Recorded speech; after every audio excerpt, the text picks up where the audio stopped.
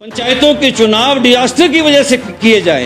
और मजेदार बात है कि एक क्षेत्र की बात कर रहा हूं, मेरे 3-4 गांव तो ऐसे हैं सभापति महोदय जो पूर्णतः ये जो हुआ है अभूतपूर्व है, ये जो डिजास्टर अभूतपूर्व है। माननीय मुख्यमंत्री जी संवेदन है, उन्होंने हमारी आवाज को सदन संवेदन हो।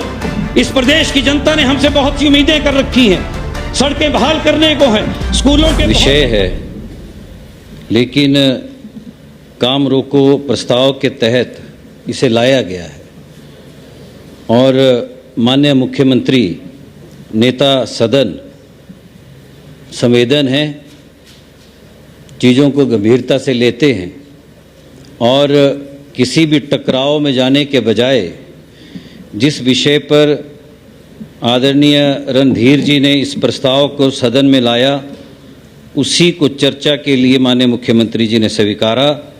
और जो मंसूबे थे जिसके तहत रणनीति तैयार हुई थी, रणनीति तो ये थी कि पंचायत चुनावों को सरकार करवाना नहीं चाहती है और अपने गोटियां सेट करके रखी थी, और गोटियां ये थी कि तुमने चला देनी इतने कर बजे तो मामला फिट हो जाएगा।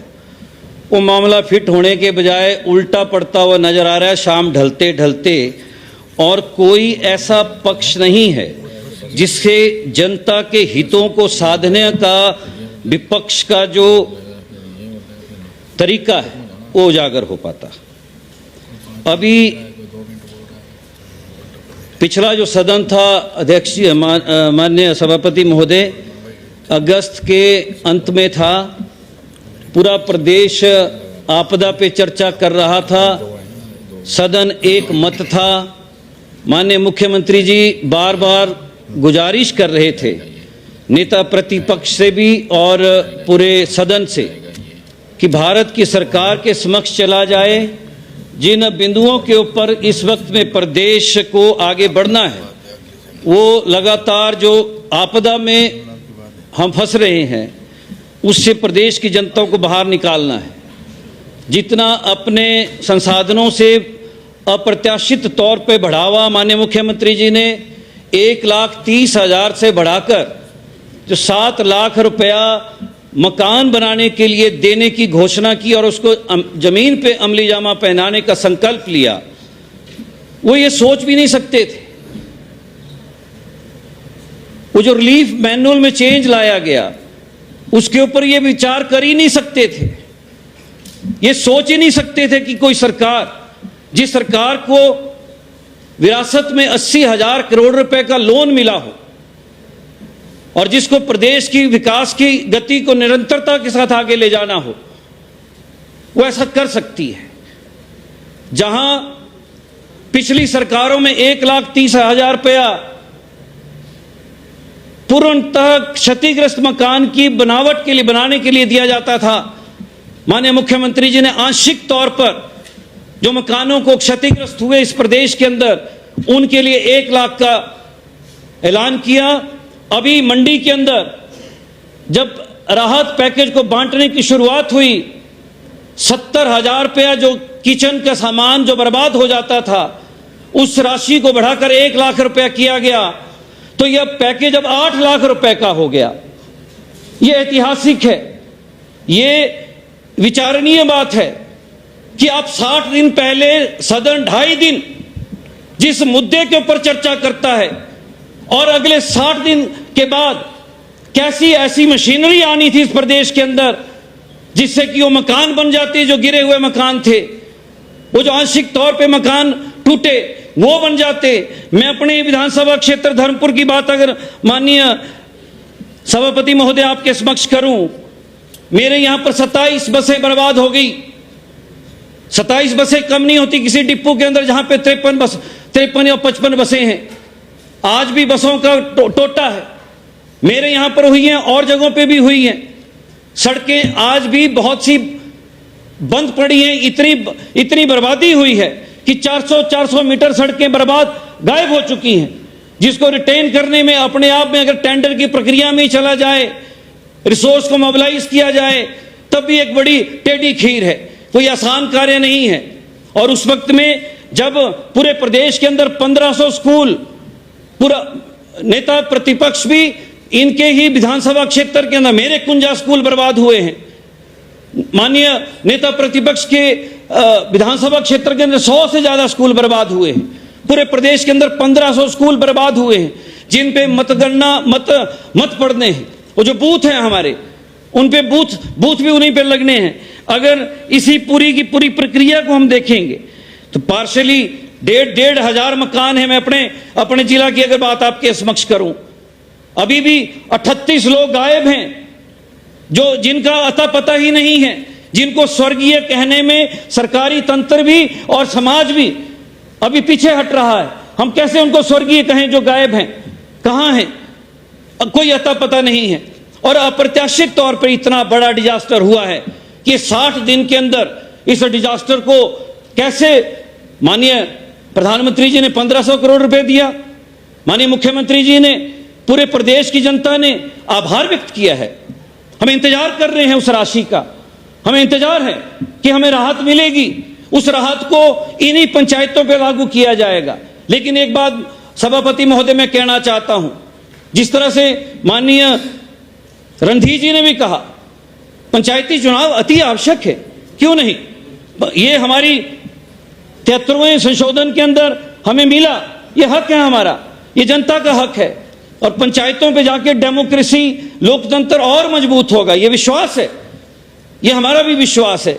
और इसी समय में हमें देखने की बात यह है कि पटवारी, कानूनगो, हमारा तहसीलदार, हमारा एसडीएम, हमारा डिप्टी कमिश्नर, हमारा समूचा राजस्व विभाग एक ही काम कर रहा है।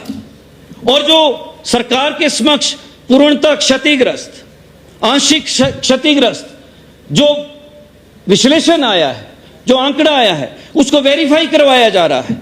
3 आदमियों की कमेटी उसको वेरीफाई कर रही है, ब्लॉक का जेई उसमें इन्वॉल्व है, पंचायत का सेक्रेटरी उसमें इन्वॉल्व है, पटवारी उसमें इन्वॉल्व है।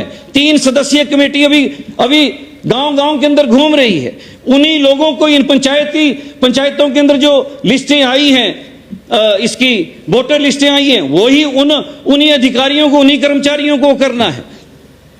अभी दिसंबर के महीने में हमारे एग्जाम शीतकालीन शुरू होने वाले हैं। हमें 90,000 1 लाख जो शिक्षक वर्ग है, उन्हीं में से हमको डिप्लॉय करने हैं चुनावी ड्यूटी के लिए, उसी में उन्हीं लोगों को जाना है। 15,000 के आसपास हमारा पुलिसकर्मी उसमें ड्यूटी देगा। पुलिसकर्मी कोई प्राइवेट बसों में नहीं जाएगा, फिर सरकारी बसें उसमें घूमेंगी। और अभी जो लोग इंतजार कर रहे हैं कि उनके गांव तक बस पहुंचनी है, उसके लिए अभी संघर्ष चल रहा है, वो लड़ाई अभी चल रही है। तो ये बात देखने की है, समय और काल के हिसाब से, विवेक के आधार पर कोई भी सरकार फैसला करती है। और सरकार चुनावों को पीछे हटाने की मंशा से ये नहीं कह रही है। डिजास्टर एक्ट है, इसको लागू किया गया है। और मजेदार बात, मैं अगर देश की सरकार के ऊपर कहूं, 2021 में जो तय थी जनता की मतगणना 2021 में होनी थी, जिसके आधार पर सामाजिक ढांचे का पता लगना था, आर्थिक विश्लेषण होना था, ओबीसी कितना है, ट्राइब्स कितना है, नॉन ट्राइब्स कितना है, कौन सी जाति कितनी है, जातिगत आधार पे भी होना है। और ये 2011 का हुआ है। और अब प्रस्तावना यह है कि 2027 में होगा। हिली जो स्टेट्स हैं जिसमें हम भी हैं, ये 2026 में होगा। तो 15 साल के बाद भारत की सरकार जो इतने बड़े व्यापक इस अभियान को चलाएगी, हम समझ सकते हैं कितना बड़ा अभियान होगा। यही शिक्षक उसमें काम करेंगे, यही पटवारी उसमें काम करेंगे, यही हमारा तंत्र उसमें काम करेगा। सभापति महोदय, आज देश की सरकार, मजबूत सरकार, इतनी मजबूत सरकार कि हम तीसरे नंबर का आज डंका पीट रहे हैं। इतनी मजबूत सरकार 2021 में जो लागू किया गया, कोरोना काल में जो कोरोना के आधार पे जो टाला गया, वो आज तक कोरोना वाला एक्ट अभी विड्रॉ नहीं हुआ। और प्रस्तावित ये है कि 2027 में होगा। तो 16 साल के बाद जिस मुल्क के अंदर जनगणना होती है, उसमें अगर 2-3 महीने आगे पीछे पंचायतों के चुनाव डिजास्टर की वजह से किए जाएं। और मजेदार बात देखिए सभापति महोदय, एक बड़ा चैलेंज है। मैं तो अपने क्षेत्र की बात कर रहा हूं, मेरे 3-4 गांव तो ऐसे हैं सभापति महोदय जो पूर्णतः बर्बाद हुए हैं।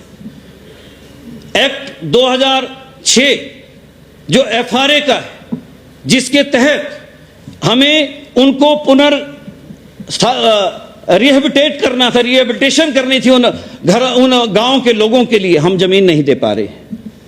सदन को तो पिछले सदन में जब हमने चिंता व्यक्त की, पिछले सदन में जब हमने अपने आप को एक स्वर में कहा कि ये जो हुआ है अभूतपूर्व है, ये जो डिजास्टर अभूतपूर्व है, मानवीय नुकसान के साथ साथ माली नुकसान हुआ है, लोगों के घर नहीं बचे हैं, गांव खत्म हो गए हैं। मैं तो इस वक्त में जूझ रहा हूं अपने क्षेत्र के अंदर कि उनको कहां बसाऊं। माननीय मुख्यमंत्री जी संवेदन है, उन्होंने हमारी आवाज को आवाज दी। मैं नेता प्रतिपक्ष महोदय से भी कहना चाहता हूं, अपने विपक्ष के साथियों से कहना चाहता हूं, क्यों लोगों के लिए ये जो FCA है, ये व्यक्तिगत तौर पे अगर हम प्रैक्टिकली देखें, जिस वक्त में सड़क बनानी है, जिस वक्त में पानी की योजना बननी है, जिस वक्त में कोई स्कूल बनना है, हमारे अधिकारी कूद कूद के उसका FRC को ढूंढ ढूंढ के लाते हैं। जो गांव वार्डों के अंदर फॉरेस्ट राइट कमेटियां बनी हैं, उनको ढूंढ ढूंढ के लाते हैं और उस प्रस्ताव को पारित करवाते हैं और FRC से प्रस्तावित पारित करते हैं। FCA की पूरी मंजूरी ली जाती है। लेकिन जिस वक्त में लोगों को रिहेबिलिटेट करना है, हमारा सदन मौन है। आदरणीय राजस्व मंत्री लगातार इसके ऊपर चेस कर रहे हैं, इसको बोल रहे हैं, माननीय मुख्यमंत्री बोल रहे हैं कि पूरा का पूरा सदन दिल्ली चले। मैं तो कहूंगा आदरणीय जयराम जी की अध्यक्षता में चलने के लिए मैं तैयार हूं। मैं माननीय मुख्यमंत्री जी से निवेदन करूंगा कि इस तरह का प्रस्ताव लाया जाए कि भारत की सरकार के समक्ष जो रिहेबिलिटेशन हमको लोगों को घर बनाने हैं, 2023 के अभी तक लंबित पड़े लोग हैं जिनको हम जमीन नहीं दे पा रहे हैं, उनके पास जमीनें नहीं है। और दूसरी तरफ हम इस बात को डंका पीट रहे हैं, ये जोर जोर से हम बोल रहे हैं कि जी डिजास्टर से निपट चुके हैं। डिजास्टर से कैसे निपटे? जब तक लोगों को घर नहीं दे पाएंगे। लगभग 450 घर आदरणीय जयराम जी के विधानसभा क्षेत्र के अंदर बर्बाद हुए। ऐसी कोई पंचायत नहीं होगी जिसमें बर्बादी नहीं हुई है, ऐसा कोई स्कूल नहीं है जो बर्बाद नहीं हुआ है। आंशिक तौर से लेकर पूर्णतः स्कूल खत्म हो चुके हैं। तो सभापति महोदय, क्या यह संवेदन विषय नहीं है? क्या पंचायती राज चुनावों को लेकर किसी के जहन में कोई शंका है? कोई शंका नहीं है। और मजेदार बात यह है, ये राजनीतिक प्रणाली के आधार पर ये चुनाव होते ही नहीं है। ये चुनाव तो गैर बिना सिंबल के होते हैं। कौन जीतता है, किसके पक्ष में जाता है? अधिकांश प्रधान सरकार के साथ काम करना चाहते हैं, जीता हुआ प्रधान, और जनता भी यही देखती है कि सरकार किसकी है, उसी के दल के लोगों को। हमें तो संकट ये है, मेरा संकट नहीं, सबका संकट है। संकट तो ये होता है कि अपने पार्टी के 5-5 आदमी ना खड़े हों। हम तो केवल उसी संघर्ष में लगे रहते हैं कि एक आदमी आए ताकि चुनाव अच्छे से संपन्न हो। हम तो उस तरफ को आगे बढ़ना चाहते हैं। तो ये कहीं पर भी राजनीति का विषय नहीं है। विषय इस वक्त में एक है कि जो मनरेगा है, मनरेगा के तहत रिहेबिलिटेशन होनी है। ये जो कहा इन्होंने कि 250 डंगे लग गए, गांधी जी 250 क्या 500 डंगे लगेंगे। जिस हिसाब से आपदा आई है, हर घर के अब पीछे भी डंगा चाहिए, आगे भी डंगा चाहिए। डंगे तो हजारों डंगे चाहिए, हजारों डंगे चाहिए, हमें हजारों डंगे चाहिए। और मैं धन्यवाद देना चाहता हूं इस सरकार का, इस मंत्रिमंडल का धन्यवाद देना चाहता हूं कि 150 दिन हमें पहली बार हुआ। 150 दिन जो है वो मनरेगा के तहत हिमाचल प्रदेश की माओं को, बहनों को, बुजुर्गों को, नौजवानों को काम करने के लिए सरकार ने दिए हैं। इसलिए दिए हैं कि अच्छे से हम लोग अपने गांव की बसावट को फिर से वापस ला सकें, उन रास्तों का निर्माण कर सकें। मैं इस वक्त में फिर से अपने नेता प्रतिपक्ष के नेतृत्व में जो विपक्ष बैठा है, मैं इनसे आग्रह करना चाहता हूं। इस मनरेगा का गला घोंटा जा रहा है। जब मनरेगा वो मनरेगा नहीं बचा जो डॉक्टर मनमोहन सिंह जी ने 2005 में इस मुल्क को सौंपा था। आज ये कहा जा रहा है, अभी गांव-गांव के अंदर आप जाइए, मैं विधायक हूं, आप मैं सभी विधायकों से आग्रह करना चाहता हूं कि आपको मालूम नहीं है जो नई चिट्ठी आई है। मैंने अपने डायरेक्टर साहब से बात की, मैंने सेक्रेटरी साहब से बात की, माननीय मंत्री जी से बात की कि भाई ये चिट्ठी कौन सी चिट्ठी आ गई, अब इस चिट्ठी के तहत क्या है। इस चिट्ठी में कहा गया कि कोई प्राइवेट सेक्टर में, बद्दी में, नालागढ़ में या किसी दिल्ली में कहीं भी कोई बेचारा मेरा भाई नौकरी कर रहा है, अगर किसी फैक्ट्री में नौकरी कर रहा है तो उसकी सैलरी स्लिप लाओ, उसकी सैलरी स्लिप लाओ और सैलरी स्लिप दिखाओ, तब जाके मनरेगा के कार्ड को आपकी अप्रूवल मिलेगी, फिर जाके वो मनरेगा में काम कर पाएगी मेरी मां बहन। ये किसने कहा, ये कैसी चिट्ठी आ गई? 2 साल पहले यही चिट्ठी भारत सरकार से निकली कि सुबह 9 बजे अपनी हाजिरी दिखाओ, 5 बजे फिर अपनी हाजिरी दिखाओ। हाजिरी स्कूलों में नहीं दिखाई जाती, हाजिरी दफ्तरों में नहीं दिखाई जाती, और मनरेगा में काम करने वाली मेरी बहनें, उनको कहा जाता है कि तुम्हारा 9 बजे भी फोटो होगा, शाम को 5 बजे भी फोटो होगा। जीआरएस, जीपीएस, ये जीपीएस, जीआरएस, इसी में गांव की मां बहनों को उलझा के रखा जाता है कि जीआरएस बोल रहा है, जीपीएस बोल रहा है। विषय तो ये है चर्चा का। अगर ग्रामीण पंचायती चुनाव व्यवस्था के अंदर हमें अगर बात करनी है तो ये विषय है इस वक्त में। और आपदा में जो मेरे विधानसभा क्षेत्र के अंदर 1800 दंगे प्रस्तावित हुए हैं, 1800 दंगे लगने हैं, और 1800 दंगे अब नहीं लगने तो फिर क्या मार्च अप्रैल में लगने हैं? वो क्या मार्च और अप्रैल में तो अगली आपदा की तैयारियां स्टार्ट हो जाती हैं। तो हमें ये जो टाइम मिला है सभापति महोदय, ये जो नवंबर, दिसंबर, जनवरी, फरवरी, यही वो समय है जिस वक्त में हमें उस आपदा से बाहर निकलने के रास्तों को बाहर निकालना है। और यहाँ पे राजनीतिक गोटियां सेकी जा रही हैं, यहाँ पे राजनीतिक भाषण दिए जा रहे हैं। मैं कहना चाहता हूं सदन संवेदन हो। इस प्रदेश की जनता ने हमसे बहुत सी उम्मीदें कर रखी हैं, सड़कें बहाल करने को हैं, स्कूलों के बहुत से कमरे टूटे पड़े हैं। मैं आदरणीय शिक्षा मंत्री महोदय से भी गुजारिश करूंगा, मेरे भी कुंजा स्कूल टूटे हुए हैं, मुझे भी बजट चाहिए, मुझे भी बजट चाहिए, क्योंकि मुझे भी अपने स्कूलों के वापस रिस्टोर करना है। मैं स्वास्थ्य मंत्री महोदय से रिक्वेस्ट करूंगा कि मुझे भी सब सेंटर्स के लिए पैसा चाहिए, सीएचसी के लिए पैसा चाहिए, उनको रिस्टोर करने का बड़ा चुनौती हमारे सामने है। मेरे सामने चुनौती है तो पूरे हिमाचल प्रदेश की जनता के चुनौती है ये, और पूरे सदन की चुनौती है। इसलिए पंचायतों के चुनाव समय पर हैं। 15-20 दिन आगे पीछे करने से, डेटें बदलने से हालात नहीं बदल रहे हैं, लेकिन संवेदनशीलता हमें यहां पे दिखानी है। जब देश की जनता मतगणना का इंतजार 16 साल कर सकती है, देश की ब्यूरोक्रेसी नई पॉलिसीज बनाने के लिए, नई आकलन करने के लिए 16 साल भारत की सरकार की चिट्ठी का इंतजार कर सकती है, तो 60-70 दिन के लिए नेता हमारे जितने सदन के अंदर मौजूद हैं वो जनता की तकलीफों की तरफ को ध्यान दें, जिसके लिए मुझे मेरी जनता, धर्मपुर क्षेत्र की महान जनता ने चुना है।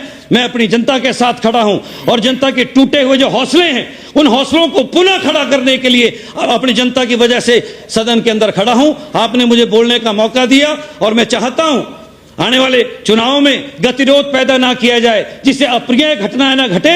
ये संघर्ष जो यहाँ पे पंचायती राज चुनावों के नाम पर लाया गया है, इस संघर्ष को इसी सदन में विराम दिया जाए, ताकि प्रदेश के अंदर जब चुनाव हो तो बहुत शांति प्रिय तरीके से हो, राजनीतिक आधार पे ना हो, बल्कि गले से गले मिलाकर, हाथ से हाथ मिलाकर आने वाले चुनाव हो। सबको शुभकामनाएं देते हुए आपका बहुत बहुत धन्यवाद।